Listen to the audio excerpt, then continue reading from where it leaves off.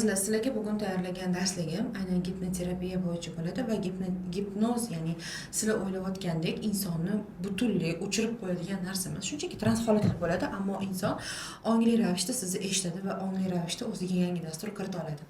Bilasizmi, yangi dastur kiritishdan avval men shuni o'rgatamanki, ya'ni ustozlarimdan o'rgangan metodikalarim asosida insondagi ichki holatidagi o'sha uni qiynayotgan vaziyatlarni oldin chiqarish kerak.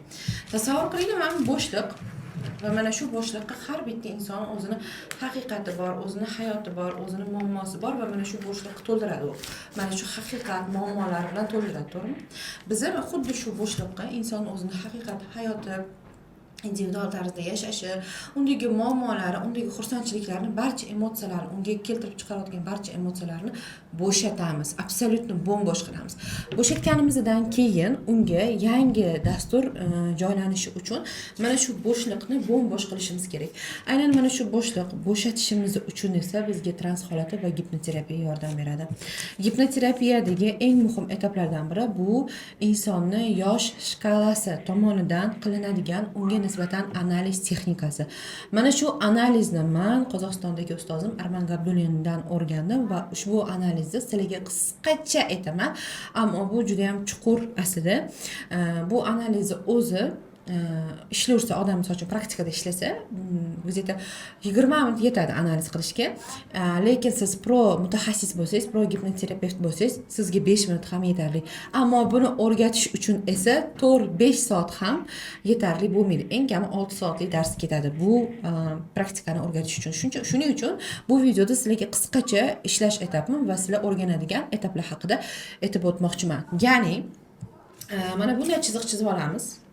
Va mana shu chiziq asosida, masalan, meni yoshim 33 yosh qo'yib olamiz tepasiga.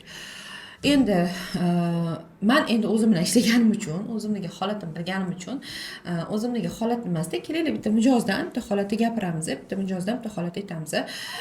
Deylik, katta yoshdagi insonlarni misol qilib ham aytaman va kichik yoshdagi insonlarni misol qilib aytaman. Shuni 33 yosh emasda, 3 yosh deb olaylik, kelaylik. Misol uchun 3 yosh deb olaylik. 3 yoshli bizda misol uchun o'smir farzandlari bor va yoshligida tug'ilganda ozgina qiynalib tug'ilganligi tufayli unda hozirgi paytda 3 yoshga to'ladi, ozgina gapirishi kechikyapti. Va shuning uchun bunaqa bolalar bilan qanaqa ishlanadi, nima qilish kerak shu paytda? Undagi yosh shkalasini qo'yib olamiz va bu yerda bizga yordam beradigan gipnoterapiya umuman boshqa va bu perinatal davr hisoblanadi. Chunki bola hali balog'atga yetmagan, u kichkina va uni misol uchun 3 yosh deb olsak, 3 yoshda u qaysi oylarda aynan mana shu travmalarni o'zida his qilgan. Misol uchun onasini yordamga chaqiramiz deylik. 2 yoshda kasal bo'lgan, shamollagan, 1 yoshda isitmasi chiqqan, 40 ga og'irroq o'tkazgan deylik. Ketdi u yog'iga. Ona qornida qanaqa holatda bo'lgan, ona o'zini qanaqa his qilgan, doktorlar nima degan va mana shu hamma narsani ona bilan o'tirgan holatda analiz qilib mijoz yozib chiqishimiz kerak bo'ladi. Endi bola bilan ishlash bu ekan, lekin kattalar bilan ishlayotganimizda hozir aytgan gapim, deylik, men 33 yosh bo'lsam, men 5 yoshimga boramiz, regress orqali 5 yoshga tushiriladi va 5 yoshdan tepaga chiqishni boshlaymiz. Birinchi qo'rquvim 5 yoshdan keldi. Qorong'ulikdan, qo'rquvdan ishlaganmiz aytgancha 5 yoshda keldi. Ikkinchi qo'rquvim necha yoshda kelyapti? Mana 10 yoshda kelyapti. Keyingisicha 12 yoshda kelyapti. Keyingisi 14 yoshda, keyingisi 15 yoshda, keyingisi уже ketdi 19, 20, 33 yoshimgacha menda shu yerda nechta qo'rquv paydo bo'ldi? Bizda 6 ta qo'rquv bo'lsa, 33 yoshimgacha mana shu 6 ta qo'rquv. Ya'ni negiz ildizni topdingiz, ildiz o'zi bilan ishlaganingiz yetarli emas, chunki ildiz уже nima qilgan?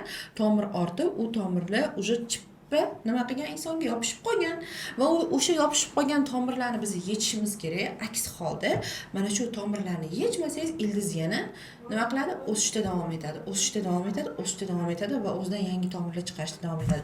Shuning uchun ham men ildiz bilan ishlayman emas, men tomirlar bilan ham ishlayman deyish to'g'riroq bo'ladi va aynan siz ham shogirdlik dasturida o'qiyotganingizda gipnoterapiyada birinchi bo'lib mijozni analiz qilish va uni to'g'ri regressiyaga tushirib, to'g'ri gipnoterapiya orqali u bilan shug'ullanishi va qaysi gipnoterapiya usulidan foydalanish kerakligini yoshiga qarab turib anglaysizlar va o'shandagina sizlar haqiqiy professional mutaxassisga aylanasizlar. Aks holda qizlar insonni bu yerda sog'lig'iga tikilgan va sog'lig'iga ziyon qilib qo'yishingiz mumkin. Mana shundan Xudo saqlasin. Shuning uchun ham bu sohaga kirishimdan oldin juda ham ko'p o'qidim. Juda haddan tashqari ko'p o'qidim. Men 3 yilgina oldin kirib kelganim uchun, ya'ni 3 yil ofitsialniy kirib kelganim uchun 3 yil bo'lgani uchun men 3 yil deb aytaman. Lekin hayotiy bo'lgan praktikam psixologiyada o'qiyotganim esa aslida 6 yildan oshiq. Где-то 6-7 yil. Chunki media sohasida 8 yil, media sohasidan kirib kelganimdan keyin, где-то 2 yildan keyin men psixologiyaga kirishni boshlaganman.